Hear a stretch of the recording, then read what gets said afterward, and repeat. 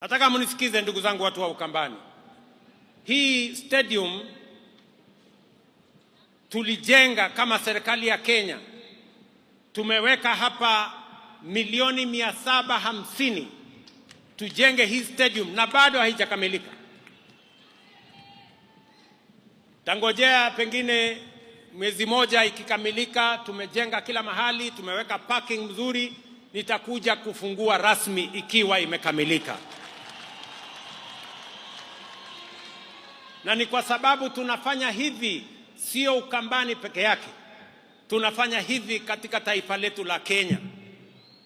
Pia nimeamrisha wizara ambayo inahusika na michezo pia tujenge stadium kama hii pale Machakos, na tujenge stadium kama hii pale Wote, pale Makueni, kwa sababu nchi ya Kenya ni nchi ambayo inajulikana na ni mashuhuri kwa mambo ya michezo, na sababu hiyo stadium and infrastructure ya mambo ya michezo lazima tuwe nayo.